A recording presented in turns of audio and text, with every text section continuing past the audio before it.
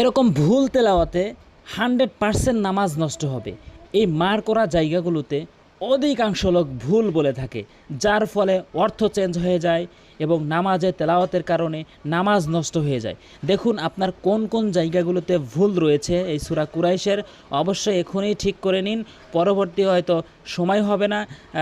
ঠিক করে ফেলুন এবং সয়শুদ্ধ করে নামাজ পড়ুন, সয়শুদ্ধ করে কোরআন তেলাওয়াত করুন। তো শুরু করছি, অবশ্যই মনোযোগ সহকারে খেয়াল করবেন আর ভিডিওতে অবশ্যই একটি লাইকটাই করবেন আর সাবস্ক্রাইব করবেন পরবর্তী গুরুত্বপূর্ণ ভিডিও পেতে। দেখুন এখানে অধিকাংশ লোক লীলা ফিকুরাইশ, লীলা লীলা লীলা মাঝখানে কিন্তু ইয়ার উচ্চারণ বাদ দিয়ে ফেলে। এখানে ইয়ার উচ্চারণ তো করতেই হবে এবং একালিফ টেনে পড়তে হবে। লি ই হামজা ইয়াজের ই একালিফ টেনে পড়তে হবে। জেরের বাম পাশে জজমালা ইয়া থাকলে একালিফ টেনে পড়তে হয়। জবরের পরে খালি আলিফ থাকলে একালিফ টেনে পড়তে হয়। পেশের পরে জজমালা ওয়াও থাকলে একালিফ টেনে পড়তে হয়। সেই অনুযায়ী এখানে একালিফ টেনে পড়বেন। লি ইলাফি কুরাইশ, এখানে কিন্তু লামকে একালিফ টানবেন। এই যে খারাজব খারাজি উল্টো পেশ। দেখুন ভাই এখানে একটি নিয়ম শিখছেন, এই নিয়মটি যদি বুঝতে পারেন, এই নিয়মটি কোরআনে হাজার হাজার স্থানে রয়েছে, আপনি কিন্তু দেখা মাত্রই বুঝতে পারবেন। লি ইলাফি কুরাইশ, অধিকাংশ লোক কিন্তু কুরাইশ বলে, কুরাইশ এখানে কফ রয়েছে, কুরাইশ বলতে হবে, কুরাইশ ধাক্কা দিয়ে কুরাইশ, অধিকাংশ লোক কুরাইশ বলে। কুরাইশ কুরাইশ কফটি জিব্বার গোড়া উপরে তালু থেকে ধাক্কা দিয়ে কুরাইশ। এরপরে ইলাফিহিম, অধিকাংশ লোক ইলাফিহিম বলে, ইলাফিহিম ইলাফিহিম খেয়াল করবেন, অধিকাংশ লোক বলে ইলাফিহিম। এখানে কিন্তু হামজার নিচে জের খাড়া জের রয়েছে, একালিফ টেনে পড়তে হবে।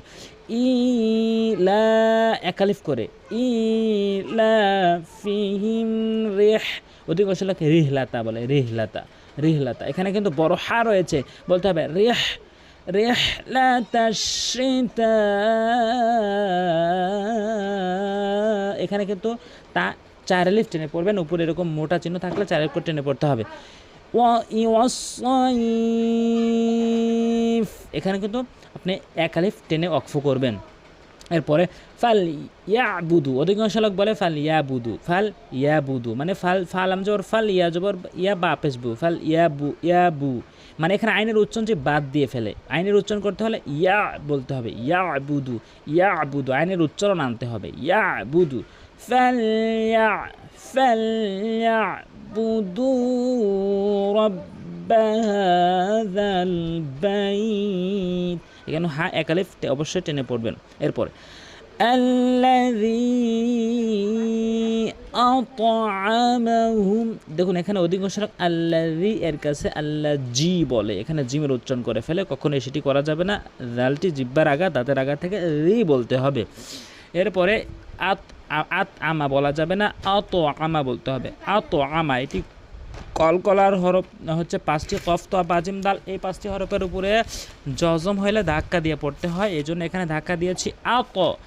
আত'আমাহুম মিন জু', এখানে অধিকাংশ লোক জু বলে, মিন জু জু, এখানে কিন্তু তাড়াতাড়ি ছেড়ে দেয়। অবশ্যই এখানে 3 আলিফ টেনে পড়তে হবে যদি ওয়াকফ করেন, এবং ওয়াকফ না করলে 1 আলিফ টেনে পড়তে হবে। ওয়াকফ না করলে মানে আইনকে দিয়ে যদি ওয়াওকে মিলান তাহলে কিন্তু জিমকে 1 আলিফ টেনে পড়তে হবে, আর যদি ওয়াকফ করেন যেমন জু তখন কিন্তু 3 আলিফ টেনে পড়তে হবে। তো এখানে অধিকাংশ লোক ভুল করেন, আসলে এগুলো একটু খেয়াল করবেন। ওয়া আমানাহুম মিন খাউফ, ওয়া আমান, অধিকাংশ লোক ওয়া মানাহুম বলে, এখানে হামজা কিন্তু একালিফ টেনে পড়তে হবে।